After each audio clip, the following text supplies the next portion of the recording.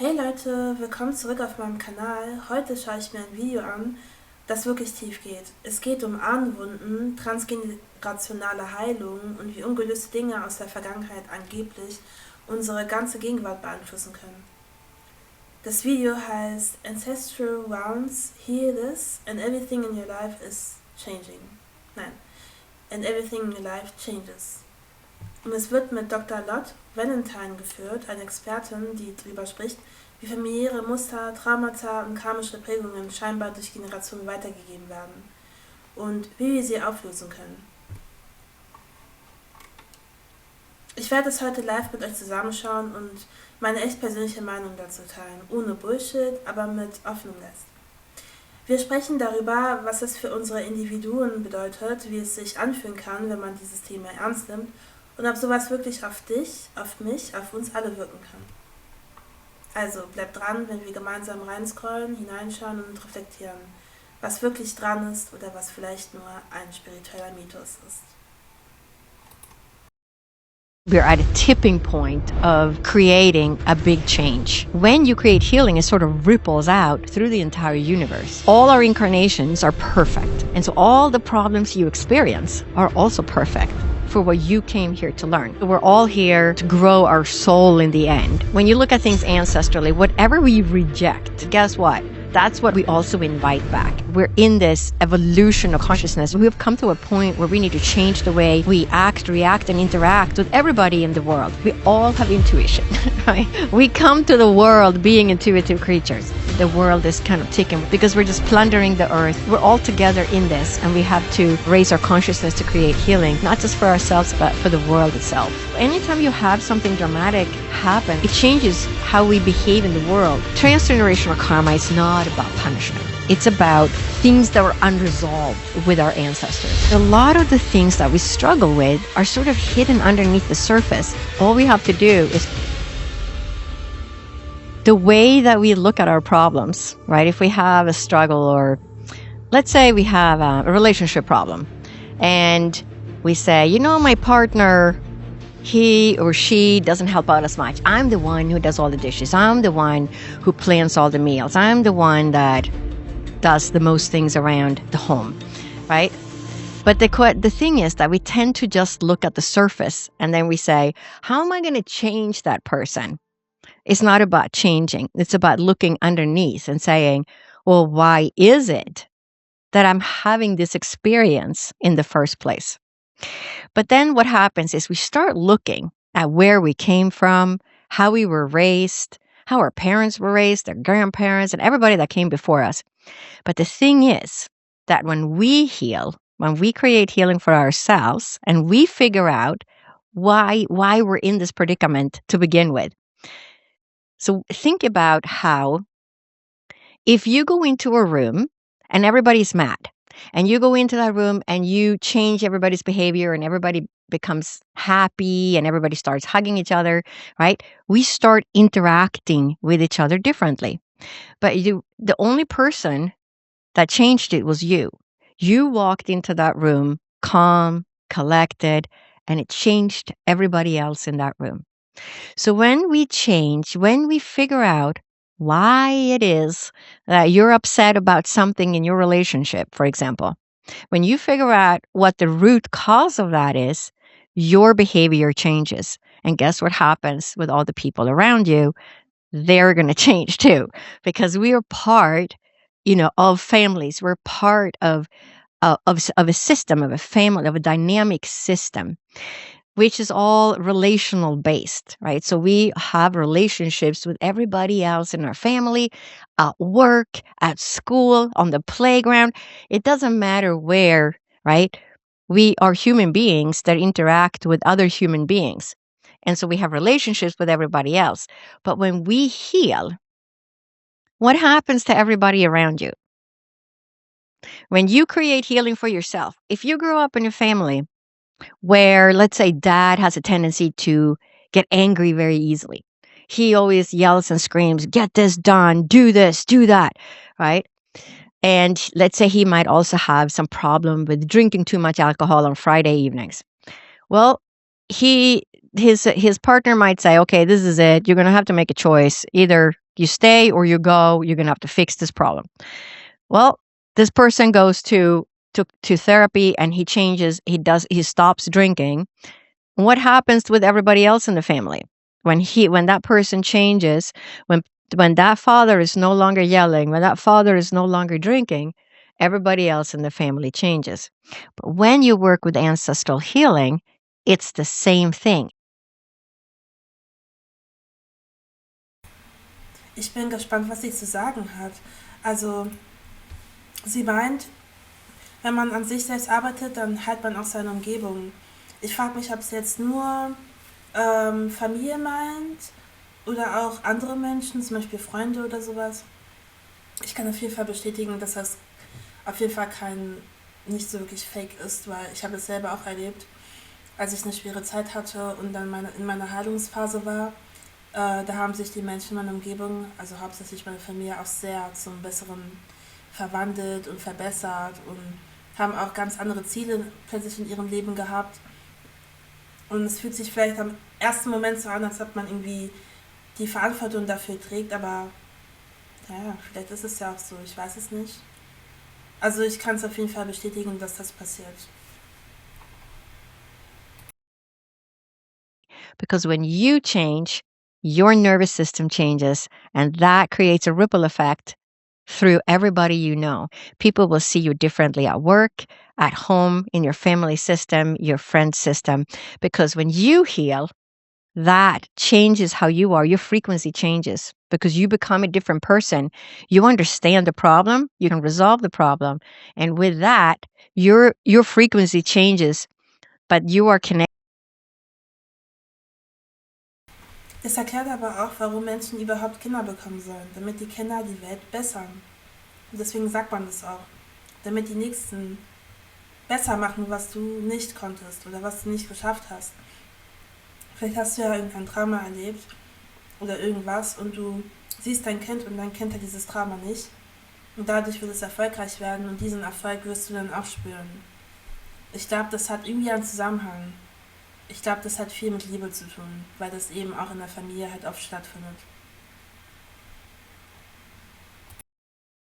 Connected to all the other people that you come in contact with, and they feel that change. And so that's how, when you create healing, it sort of ripples out through the entire universe.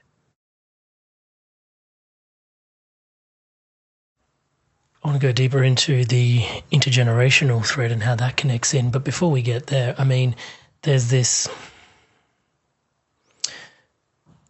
piece around, I don't know if it's boundaries or responsibilities, but let's just take the workplace, for example, that you've just referred to there. In the present moment, like, we change ourselves, we do our work and our healing. The impetus is very much that the individual is empowered to have a look at themselves to do the work that is necessary for them in this dynamic, in this relationship with others, right? Where does the responsibility of the other come into it? Because sometimes people are in dynamics, maybe even in home relationships, where they're the ones doing all the work on themselves, right? And other people potentially are not doing it, or they feel that way. How do you navigate this sense of responsibility, right? Like, what do you do in these instances? Because what I'm seeing is that consistently just happening in me, and I need to continue to churn and metabolize and do the internal work. Or when is like, oh, I need to empower myself and enough's enough. Also die Frau hat echt eine interessante Ausstrahlung. Ich weiß nicht, irgendwas an ihr ist so besonders. Keine Ahnung. Work. Or when is like, oh, I need to empower myself and enough's enough. And that's my, like, do you get where I'm coming from? Yep. Mm-hmm. Yeah. So at what point, do you say to the other person, hey, you got to step up to the plate. I'm doing all the work, right? But big time. The first thing you have to do, instead of saying, how do I make the other person step up to the plate and do their part? You have first to take a look at yourself. So when you think about, all our incarnations are perfect. And so all the problems you experience are also perfect for what you came here to learn. So when we look at... Also ich denke sehr viel über dieses Thema nach, weil als Kind hatte ich immer das Gefühl, Probleme machen einen perfekt. Dass Probleme einen selbstständig machen, dass Probleme allen Respekt zollen lassen, dass man also Respekt anzieht, wenn man halt, je mehr Probleme man hat oder je ernstere Probleme man hat, die auch zu dem Charakter passen und so weiter. Und deswegen, ich glaube, wenn man jemanden auch wirklich sehr, sehr attraktiv findet und jemanden liebt, dann findet man seine Probleme auch attraktiv. Aber je erwachsener man wird, desto mehr nimmt man Probleme ernst, desto mehr verteufelt man Probleme und Krisen und so weiter. Ich habe total verloren diese Art verloren, über Probleme zu sehen, wie als ich Kind war. Also da dachte ich eher, dass Probleme wirklich sehr beneidenswert sind. Das recht, wenn man sagt, ich habe so viel zu tun, es ist alles so anstrengend, ich komme nicht weiter und so. Und heute bin ich eigentlich genau das Gegenteil und es ist eigentlich nicht so gesund. Ich meine, Krisen gehören dazu und keine Ahnung, einfach Hürden allgemein. Und deswegen finde ich es auch schön, dass sie das so sagt, dass sie das nochmal irgendwie andeutet, dass Probleme perfekt sind und dass man auf die Welt kommt mit perfekten Problemen und dass es ohne Probleme gar nicht geht. Ja, und ich glaube, dass jeder auch irgendwo im Inneren, vielleicht als Kind, das innere Kind in dir vielleicht sich auch Probleme mal gewünscht hat, die du jetzt tatsächlich hast und jetzt denkst, ich war so ein böses Kind, weil diese Probleme habe ich mir damals immer gewünscht und jetzt habe ich die, aber vielleicht war das eigentlich nicht dein Wunsch, vielleicht war das einfach der Weg, den du dir ausgesucht hast.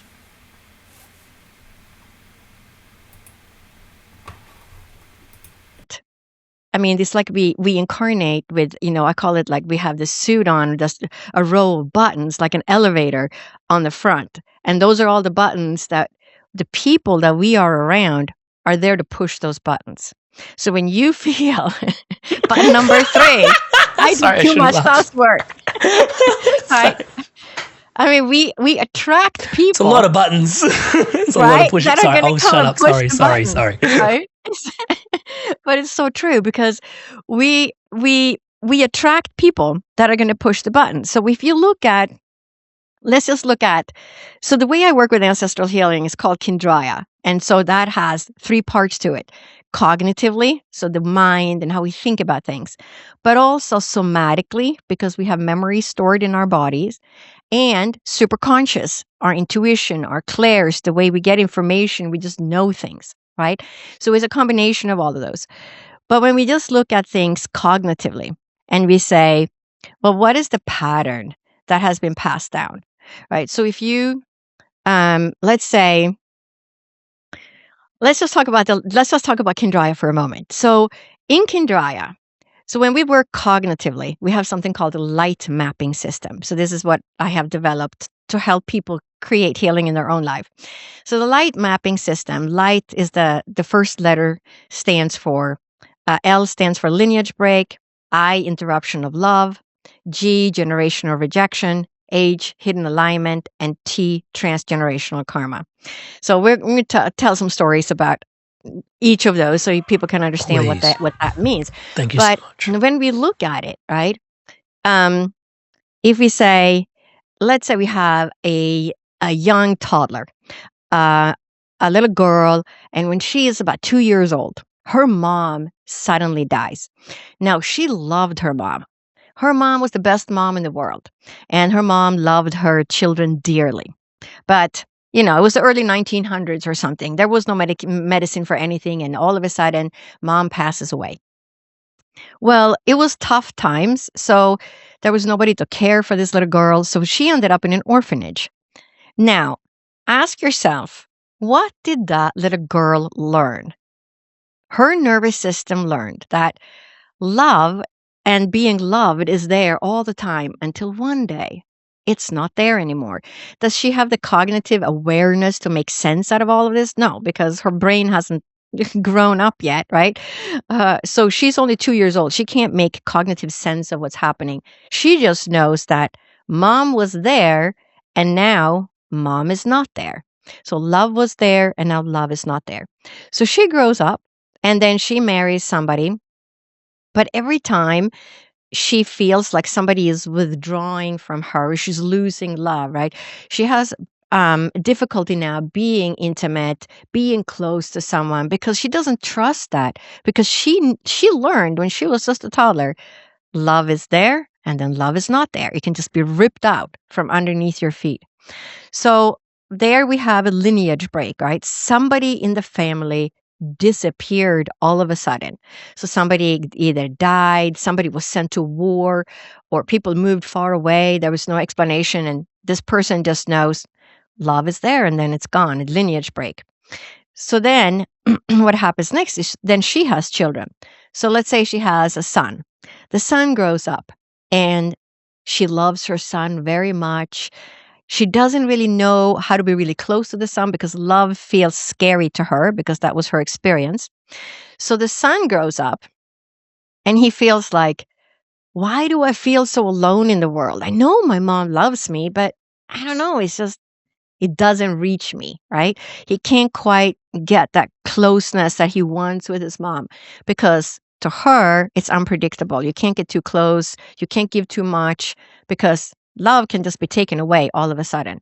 So his nervous system learns that, it doesn't reach him. So he gets an interruption of love, the I in light mapping. So each generation experiences things, their nervous system adapts to those to the consequences of that trauma. And when we look at the mice study, and I probably mentioned this last time, I'll briefly mention it for people who haven't heard about it. That was a great study done in 2013 that was called Epigenetic Inheritance of Ancestral Odor Fear Conditioning. And basically, they took male mice, they exposed them to a cherry blossom smell. Every time the mice smelled the cherry blossom, they gave them an electric shock. So, of course, the mice says, I don't want to smell a cherry blossom. I get an electric shock every time. So then they took the sperm of the male mice, artificially inseminated the female mice, so they never even met. They just took the sperm.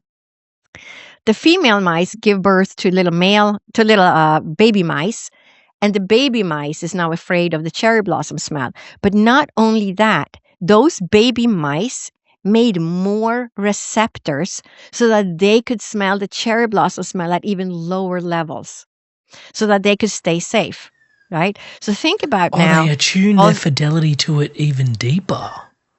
Right? So they're even more hypervigilant. Think about when we look at why do we have anxiety? Why are we hypervigilant? Why do we have Das finde ich sehr interessant, weil ich habe in der Familie auch ein paar Erfahrungen gemacht. Bei Familienmitgliedern natürlich über mir, also die älter sind, zum Beispiel bei meinen Eltern. Und ich beobachte auch, also dadurch, dass meine Mutter halt so eine schlechte Erfahrung hatte in ihrer Ehe, beobachte ich auch, dass ich sehr vorsichtig bin mit Männern, also sehr übervorsichtig fast. Halt eigentlich nicht so krankhaft vorsichtig, aber schon sehr vorsichtig. Und ich tendiere dazu, auch direkt Muster zu sehen oder direkt Anzeichen zu erkennen, wenn irgendwas den Bach runtergeht. Also schon bevor es irgendwie toxisch wird, bin ich auf Alarm. Nur beim kleinsten Anzeichen muss ich wissen, ob die Person noch da ist sozusagen. Und deswegen finde ich das Thema gerade richtig interessant. have all these issues? Well, number one, some of that got passed down from your ancestors. When we have a problem, right? If somebody is hypervigilant or have a lot of anxiety, well, of course, as a survival mechanism, right? Because your ancestors struggled on that fear front, and so the next layer of the species is going to be further attuned to it so that it, can survive. I mean, it's survival, right? Yes, exactly. It's all about survival. So when you have a problem, you say, which one of my ancestor had this survival pattern?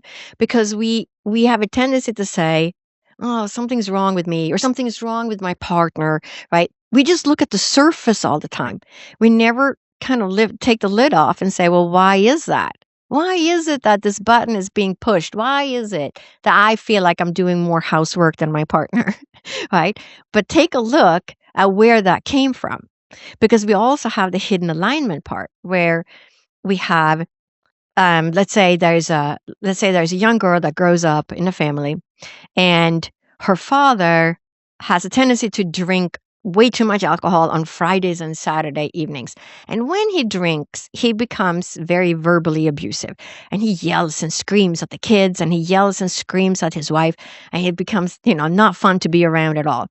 And that girl, she grows up and she says to herself when she's a teenager, I am never going to marry someone that is like my dad because I don't like who you are. I, hate it when you behave like this. And she rejects her dad, saying, I hate when you're like this. So she says, I'm never going to repeat that. I'm never going to do that. Well, when you look at things ancestrally, whatever we reject, things that we push away, guess what? That's what we also invite back. So she finds a partner. Why is that? I'm so sorry to jump in there and interrupt. I'm so sorry. Why is that? Yeah, because when we reject, it's an unresolved problem. It was never healed. So things that get passed down are things that were not resolved. So it's like a pattern that gets passed down. So it's not the trauma itself, right? It's not the cherry blossom smell or the electric shock that gets passed down. It's the hypervigilance of the cherry blossom smell. More receptors, like, I'm going to be really alert.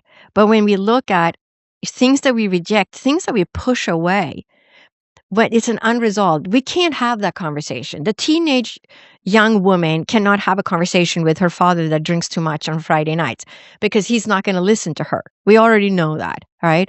So she rejects him, but whatever we reject comes back as is unresolved. So she marries someone who she thinks is different from her father, but then the same pattern comes back. And these are just such common patterns. You see them all the time. And that pattern comes back because she rejected it. So that's a generational rejection. Whatever we reject comes back. But it's also an age or hidden alignment because whose life is she repeating? She's repeating her mom's life because every Friday and Saturday night she gets yelled at and the kids get yelled at just like her mom got yelled at and she got yelled at. It's the pattern that gets passed down. And once we start seeing and understanding that all of our issues are really related to our ancestors because the way they adapted their nervous system, the way they weren't able to resolve their issues, that's what gets passed down to us. So it's just this, we live in this soup, right? So we have free will, we can do whatever we want, but a lot of the things that we struggle with are sort of hidden underneath the surface. All we have to do is start saying, where is this coming from? Instead of saying, I'm going to do this, I'm going to do that, to change my partner. But once we realize that we're repeating a pattern, everything changes. Because now we're saying, okay, it's not just my partner, because I also invited this partner into my life in order to resolve the issue that is repeating in my family. So see, it becomes a deeper healing, where we're healing our inner selves and we're healing our partner because it becomes a much deeper focus of the problem itself. It's no longer just the dishwasher. It's the pattern itself. Inspired soul human beings, I wanted to take a moment to thank all of you that are subscribed to this podcast. Everything you see around here is powered and empowered by your subscription to the channel. Thank you so much for your incredible love and for your support. To those of you that haven't yet subscribed, please do take a moment. As I'm saying the word subscribe, the button below is lighting up in the colors of the Inspired Evolution. Please hit that subscribe button, hit the bell notification icon, join the community, join the movement, spreading love, positivity, and wisdom like this around the planet together. Thank you so much in advance for your support. And while we're on the topic of community, many of you have heard of the Inspired Evolution Community Circle. Once a month, I step out of the way and the guests like Deborah Silverman, Paul Selig, Pam Gregory, Greg Braden, Gary Zick, some incredible guests. You guys get to ask your questions directly to these incredible luminaries once a month. So come join us on the inside of the circle. That's inspiredevolution.com/circle. We'd love to welcome you home on the inside. Back to the episode. You mentioned free will. I mean, that opens up... we're not even all the way through all 5 and we're already in really deep places, yeah? Because then it implies, even the 3 that we've got, there's so much in there that how, like, you come into an incarnate form, how are you not going to be exposed to any of these? I should let you finish the 5, touch wood, but, if you don't, like, how, you're not going to miss any of these. Like, you're literally coming through from other beings that came before you. You're literally going to interact with others. I mean, this is part of the human condition and experience. So, but then does that imply that the entire human condition experience then is, what does that mean? Like, is here for healing at large? Which opens up a bit of a, because then does that mean innately it's somewhat broken? Because in healing, and it's, like, do you see what I'm pointing to there? Like, it's quite interesting what that implies if we're all, because you can't miss any of those 5. And so then that means everybody's here on a healing journey. But then doesn't that mean the world at large and reality is broken? I mean, because doesn't healing imply broken? Or maybe that's where I'm wrong. I don't know. Right? I'm going to say, well, that, it's a broken. I'm going to say part of it is raising consciousness and understanding how to resolve the issues.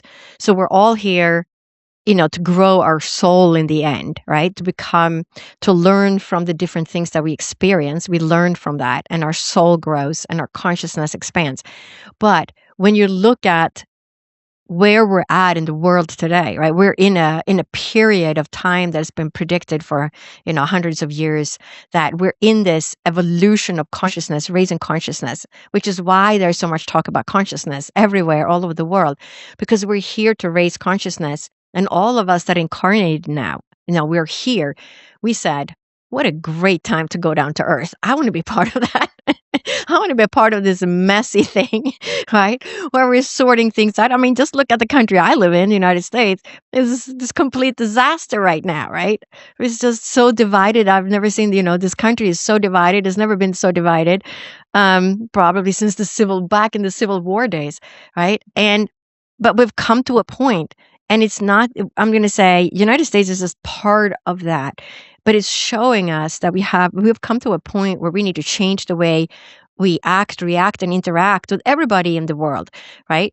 It's time to raise consciousness. It's time to create healing, because we can't sustain what we have built. And we all know that, right? The world is kind of ticking. We're going to self-destruct, if we keep going, because we're just plundering the earth. We're just...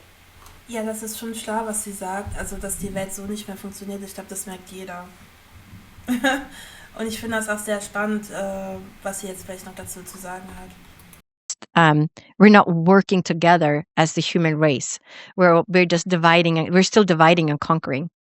But that's also what's coming to the surface, and we can see that, especially in the United States right now, how that is. We're at a tipping point of creating a big change, right?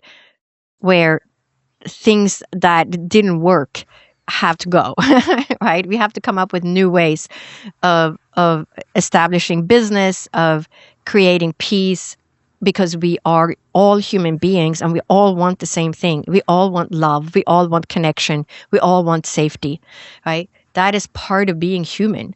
And we are social animals. We live in groups. We're not individuals that live like hermits. We live in groups. We support each other. But that's what also has to change. But how do we change that? So each person has to take a deeper look at who they are, why they came, and how to resolve their issues. Because once you start resolving your own issues, but they're looking at themselves whilst underneath the sorry to interrupt again, but underneath the substrate of what's going on between all of these countries and all these dynamics, there's all these individuated people that are underneath there. But that seems like it feeds into a much bigger intergenerational, like, people amongst people and people stuff meeting people stuff. Like, is that going on? Like, what is it like? Because there's a whole thing there as well, like the individual, yes, but there seems like there's like a collective thing as well. I don't know. Yeah, I mean, we exactly, we have to create collective healing, right? But how do we create collective healing? We create collective healing by healing ourselves, because all you have to do is think about yourself. Because when you change and you create healing for yourself, you feel safe, you feel at peace, you feel happy. What happens to everybody else in that room? They feel that. The system reorganizes automatically. So the ancestral healing Kindraya says, when one person heals, the system reorganizes by itself, because you, as a human being, is connected to everything else, right? And that ties back into my near-death experience when I was shown that silvery, glittery net around the world, or the web, and was told that everything on earth is connected to each other, but everything on earth is connected to this grid. But that is now, my deep understanding of, now I understand what they were telling me, because now I see it. Because when you work with the nervous system, for example, an infant can't regulate its own nervous system. It's dependent on the adult. It co-regulates with the adult, the caretaker. So if anybody who has try to put a baby to sleep when you're stressed, we know it's really hard because the baby picks up on your nervous system. The baby says, you're stressed. I'm not going to sleep. I'm just going to cry because something is wrong, right? But as soon as you relax and put on calm music, that baby goes to sleep because the baby tunes into your nervous system. But, that also continues. We co-regulate.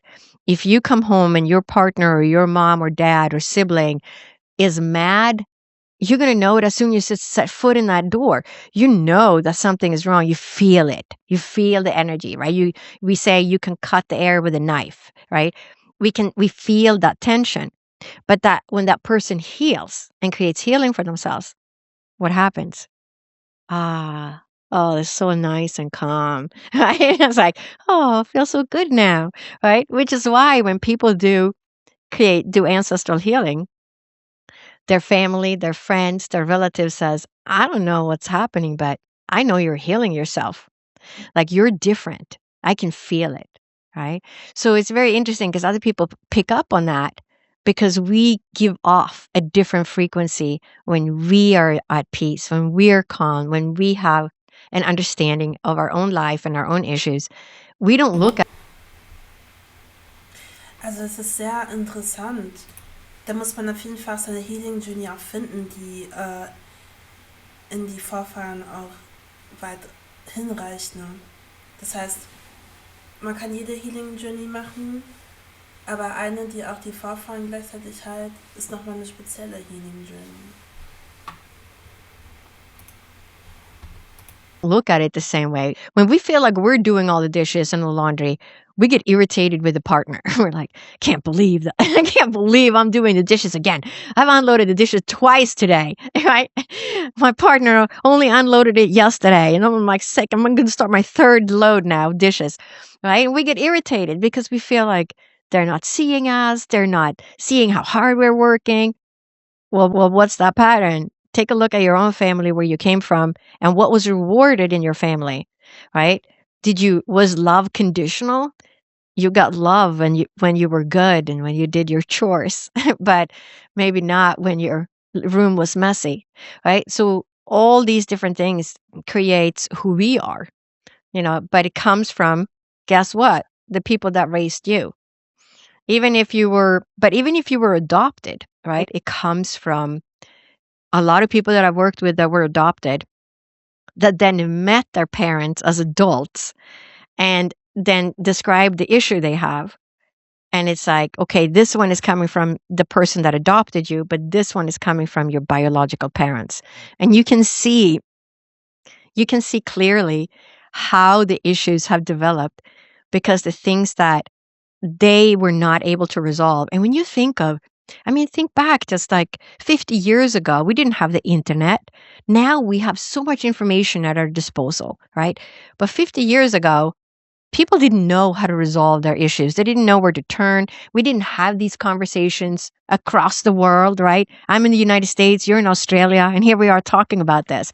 We didn't have this ability.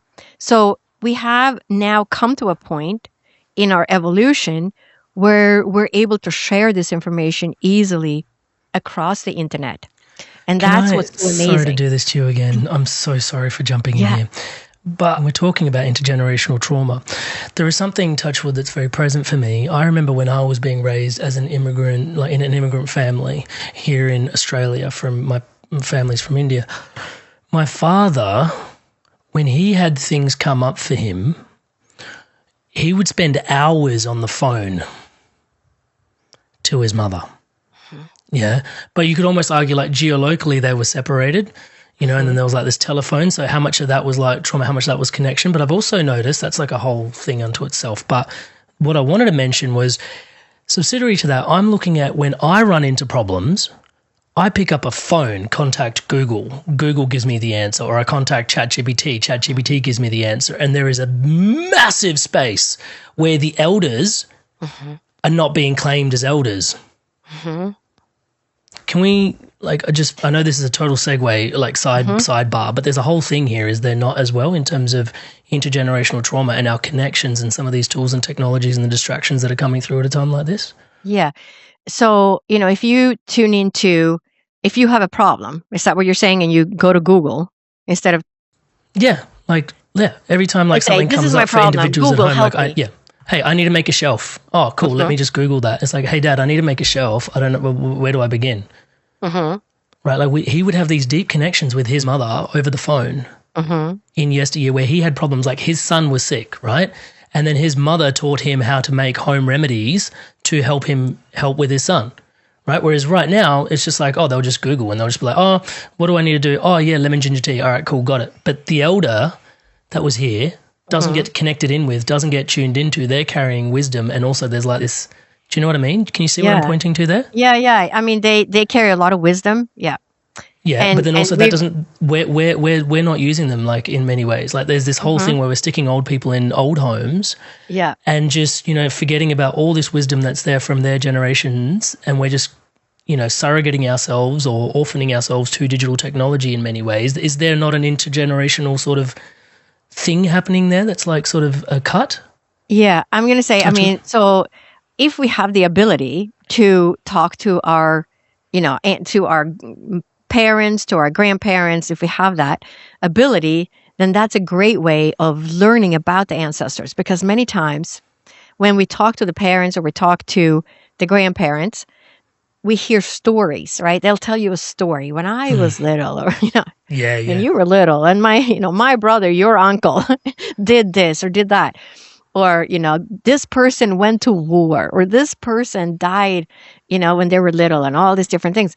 We can start seeing the patterns that have trickled down, and we can see the adjustments that those people made. So when you think of the people that came before us and how much harder, like your father's mom, right? Back in those days, people, had 10 or 12 kids, and it was predicted that 4 of them were going to die before they're, 5 years old, right? Yeah. Because it was just the times we didn't have antibiotics, we didn't know how to treat things. So the children would die much easier back then. But when we think of all of that, think of the traumas that those people, that generation lived through, that, maybe your father's mom lost 3 kids before they were 5 years old. So she lost a child, she has another one. Now, is she going to treat that child the same way she treated the first child before she had lost the child? No, she's going to treat that child differently. Her nervous system is going to change and adapt. So when you look at, people who have more than one child, like I have 3 kids. All my kids were raised by myself and my ex-husband. We were all, a cohesive family. But if you look at how I raised each of those children, they all had a different mother, because I was in a different state of developing myself, right? My first child was born. I had not had my near-death experience yet. My second child was born, another boy, 2 boys, and I had not had my near-death experience. My third child is born, a daughter. My oldest son is now 6. My other son is 3.5. And all of a sudden, everything changes, because mom had a near-death experience and now she became somebody else. She sees the world different. She sees her life different. She has a different understanding of everything. Completely different attunement. Right? Yeah, and so it's a different approach. And you can see that clearly when I look at my kids today, because my oldest son was 6. So his personality was almost, set the way he'd been raised. It was very scientific. And my second child was 3.5. And then my daughter, she got the hippie version of the mom, right? So I went through she got the Kuma. Right? I was like the scientist. The other one's got the drill sergeant. Right, yes, exactly. I mean, literally, my poor boys got the drill sergeant, right? Let me think about it. I was a programmer and systems analyst for IBM when I had my first child. And I went back to work. When he was 6 months. Did he get the same mom my daughter did? God, no, of No, course not. Very different, right? Especially in those formative years, because those years are so formative as well. Yeah. Right, there's a whole thing there. Because Gabor Mate talks about this in his book, Scattered Minds. And he goes on to say that, yeah, in terms of intergenerational traumas that have been handed down, like it's relative to exactly your point, where he was at. Like his first son carries certain things because there was something going on with, Gabor Mate's Jewish and the Holocaust and stuff like that. And he was exposed to that. The second one, idyllic, and the third one has its own challenge. And so like and then you can start to see the map between the kids, to your point, right? You're a different person. Yeah, and you can see it very clearly, especially if you have something dramatic happen. So people who got sick, people who were in a car accident, people who lost a loved one suddenly, we change with these big events, right? And so when we take a look at our kids, it's easy to see. Or maybe even ourselves if we don't have kids, like the way we changed. Before I had my first child, when I was 27, we lost my brother-in-law in a car accident very suddenly. Just, a shock to the family. He had 2 teenage girls at the time, and it was just a shock. And I was working for IBM at the time. I was not ready to have kids yet. I was like, no kids until 30s. Like, I gotta do my career first. And then that happened. So what happened to myself and my ex-husband, we said, life is short. Like one day you're there and the next day you're not, right? And we could see there was such a dramatic impact. So we said, forget it. We're just going to have kids. Now, 3 months later, I was pregnant. So right away, we just changed who we are. And it didn't even directly happen to us, but it happened within our family system. So anytime you have something dramatic happen like that, right, it changes how we behave in the world. But think about what happened to our ancestors too. Because whatever traumatic event happened to them, it changed their nervous system. When their nervous system changed, they're going to interact differently with their offspring, just like the mice interacted differently with the cherry blossom smell, right? We interact differently. If our grandfather was sent to war and he comes home, most of them had PTSD, right? We might not have known what that was back then. So they all have PTSD. They all try and self-medicate with alcohol or whatever, right? But they're not the same person they were before they left for war, and they left mom and kids at home. They came back, and now, they might be injured, or they have been through many traumatic experiences. Their nervous system changed. The way they interact with their family, with their kids, with their wife is different now. Well, now they have adapted. Guess what? Now the kids are adapting. So now we can see that whole dynamic system is changing, because when one person changes the way they interact with everybody else in that system, everybody else also changes. So when you create healing for yourself, you're changing that dynamic system. So when you create healing, everybody around you changes because you become a different person. You send out a different frequency. So, but it's easy to see when we think of our ancestors and all the traumatic experience they went through, fighting in wars and starving, and all the people that came, fled Europe in the 1800s and came to the United States to just grow food because there wasn't enough food over there.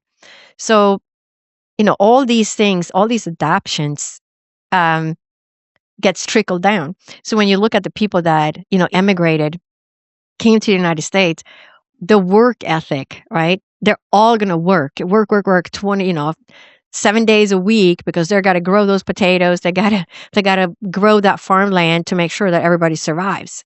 So work is the number one, right? So when we look at the work ethic, and then we wonder why we can't relax and why we have to work 7 days a week. Well, let's take a look at the ancestors. How did they, somebody survived by working every day. Why is it that you can't relax? Well, ask yourself, who had to survive by working every day? Who changed their nervous system ahead of me that then trickled down to me? Because now we live in kind of the modern Western world, and we kind of have forgotten about where we came from, right? What did the ancestors experience that changed their nervous system that then has now trickled down to me in the way I interact with the world? Lineage break. Interruption of love, generational rejection. We haven't gotten to H or T yet. Can you cover them off just for comprehensiveness? Thanks. Yeah. So when we look at like a hidden alignment, when we repeat something, so that girl that had the alcoholic father and she married somebody that was just like that, right? Because of the rejection, she repeated the pattern because whatever you reject, it's an unhealed wound. And so we have to repeat it in order to create healing. So we can say, wait a second, why does this keep repeating? But when you look at that, she also repeated the pattern of her mom's life. She's reliving her mom's incarnation. She's experiencing the same thing. So the hidden alignment means we're repeating somebody lived this already. And I'm just repeating the exact same pattern. I'm doing the same thing my mom did. I'm doing the same thing my grandmother did. Or you're doing the same thing your dad did. You're repeating a pattern that they already lived, but they couldn't resolve it. And so guess what? Now it's in your plate. Until somebody wakes up and says, hey, wait a second. This is just a pattern that keeps being passed down. I'm doing it. My dad did it. My grandpa did it. His dad did it, right? And you can see it. And sometimes you can see it through many generations, how things just repeat. And that's the hidden alignment when we repeat things. It's not lost on me that I'm speaking to a doctor here as well. And back to the 3 levels you were speaking to before in Kendra, it's mind, body, and superconscious. I mean, I sometimes wonder if, there physical ailments that get handed down that people are like, oh yeah, my dad had that, my dad had that, my dad had that get handed down. Is this part of what's going on underneath there? I'm going to say, so whenever we deal with physical things, right, we always have to be careful saying, go to the doctor, make sure they run the tests, see if they can find something. But sometimes people say, I went to the doctor, I had like 10 tests, nobody finds anything wrong with me, and I'm still having this problem. So I'm somatically experiencing something, touch wood. Ich habe auch so psychosomatische Probleme, und zwar habe ich irgendwie das Problem, wenn ich barfuß laufe, dass ich voll schnell Harndrang bekomme, weil der Boden irgendwie zu kalt ist, und ich denke mir so, okay, ich meine, in Afrika, da läuft man doch voll oft barfuß, weißt du, warum habe nur ich das Problem? Ich bin halt wirklich sehr sensibel mit Barfußlaufen und bei kaltem Boden erst recht, also kriege ich sehr schnell Blasenprobleme.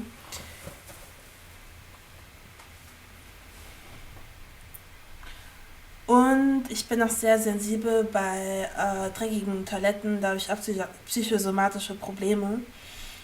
Da habe ich auch das Gefühl, Harndrang zu bekommen oder sowas Ähnliches oder auch sowas Brennendes. Da war ich auch schon beim Arzt und habe gefragt, ob man vielleicht eine Allergie haben könnte mit den Produkten, die in Toiletten sind, ob das da irgendwie Wirkung hat auf dein Intimbereich. Und dann meinte man zu mir, nein, es gibt sowas eigentlich gar nicht. Also man kann keine Allergie haben mit irgendwas, also sowas ist halt noch nicht gefunden worden. Und dann hat man es auch als psychosomatisch eingestuft. Und ja, ich frage mich bis heute immer noch, was das irgendwie sein kann. Und vielleicht hat das auch was damit zu tun. Touchwood, well, okay. Right? Please but continue. we experience things somatically. So whatever, things get passed down. For some people, they may not know what that means. What does that mean? Yeah, so when we're holding things in the body. So when we're thinking, so something that's common. Some people, they may not know what that means. What does that mean? Okay, gut, das ist der erste Teil von der Reaction. Ich werde den zweiten Teil nochmal veröffentlichen extra. Es wird jetzt gleich ein bisschen lauter deswegen. Aber ich wünsche euch einen schönen Abend und bis dann.